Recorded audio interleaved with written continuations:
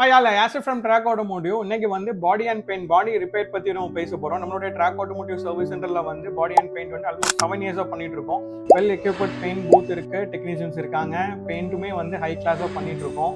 So இந்த கஸ்டமர்ஸ்க்கு வந்து ஒரு சின்ன டவுட் இருக்கு, கிளாரிஃபிகேஷனும் இருக்கு நிறைய பேருக்கு. என்னன்னா ஒரு 10,000 ஜாப்க்கு வேண்டி வராங்க. ஃபார் எக்ஸாம்பிள் வந்து ஒரு 2 பேனல் பண்ண போகிறோம், இன்னொரு பம்பரும் பண்ண போகிறோம், ஒரு 10,000 தான் வருது காஸ்ட் பார்த்தீங்கன்னா, அதை இன்சூரன்ஸில் பண்ணிடலாமா அப்படின்னு சொல்லி கேட்குறாங்க.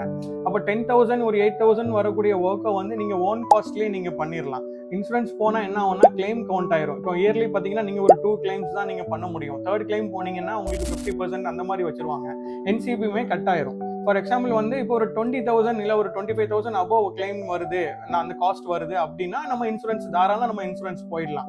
இப்போ அந்த மாதிரி ஜாபுக்கு நம்ம அப்படி போகலாம். இன்னொன்று வந்து உங்களுக்கு டேமேஜ் தான் ஆயிருக்கு, நம்ம வந்து இதை கம்பெனியில் விட்டு தான் பார்க்கணும், அங்கே தான் வந்து ஓஎம் பார்ட்ஸ் யூஸ் பண்ணுவாங்க அப்படின்னு சொல்லி கிடையாது. இப்போ ட்ராக் ஆட்டோமோட்டிவ் பார்த்தீங்கன்னா ஆல்மோஸ்ட் ஓஎம், ஆடி, மர்சிடிஸ், பிஎம்டபிள்யூ, போர்ஷா எல்லா பிராண்டுக்குமே வந்து ஓஎம் பார்ட்ஸ் சப்ளை வந்து இருக்கு. ஒரிஜினல் பார்ட்ஸே உங்களுக்கு வாங்கி கொடுத்துடலாம். ஒரிஜினல் பார்ட்ஸ் போடும்போது என்ன ஆகும்னா, ஃபார் எக்ஸாம்பிள் ஒரு டோர் பேனல் வாங்குறோம்னா ஒரு ஆடியோ எடுத்துக்கிட்டோ இல்லை நம்ம வந்து ஒரு ஃபோக்ஸ் வேகன் எடுத்துட்டாலும் உங்களுக்கு ஒரு 40,000 அபோவ், ஒரு 1 lakh அபோவ் தான் ஒரு டோர் பேனலோட காஸ்ட் வரும். அப்போ அது அஃபோர்டபுளாக இருக்கான்னு பார்க்கணும். 5 years ஓல்டு வெஹிக்கிள் இருக்குது அப்படின்னா ஃபுல் இன்சூரன்ஸ் இருக்கும். அப்போ அதுக்கு உங்களுக்கு ஒரு 2,500 rupees மட்டும்தான் லெஸ் ஆகும். பேலன்ஸ் அமௌண்ட் வந்து உங்களுக்கு இன்சூரன்ஸ் வந்து பே பண்ணிடுவாங்க. அப்போ அந்த மாதிரி ஜாபுக்கு வந்து நம்ம இன்சூரன்ஸ் கிளைம் போய்க்கலாம்.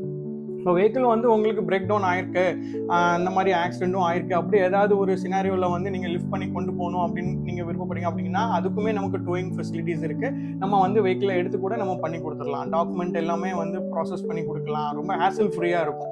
அதனால் நீங்கள் அதை கொஞ்சம் ஃபாலோ பண்ணுங்கள்.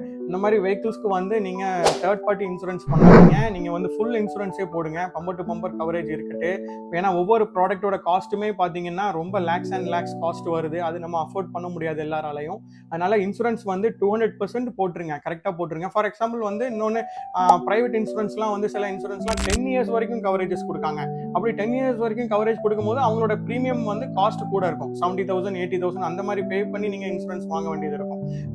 நமக்கு நில் டிப்ரிசியேஷன் பாலிசி அந்த மாதிரியும் இருக்கு. இன்னொன்று 50% கிளைம். ஃபார் எக்ஸாம்பிள் இன்னும் வந்து 6th year தாண்டின பிறகு சில இன்சூரன்ஸ் எல்லாமே வந்து நார்மல் பாலிசி கொடுப்பாங்க, ஃபுல் கவரேஜ் கொடுக்க மாட்டாங்க. இப்போ அந்த மாதிரி கிளைம்ஸ்க்கு வந்து பார்த்தீங்கன்னா நமக்கு வந்து ஒரு 50% கஸ்டமர் கொடுக்க வேண்டிய வரும், 50% வந்து இன்சூரன்ஸ் கொடுப்பாங்க. ஃபார் 1 lakhக்கு வந்து 48,000 something customer have to pay.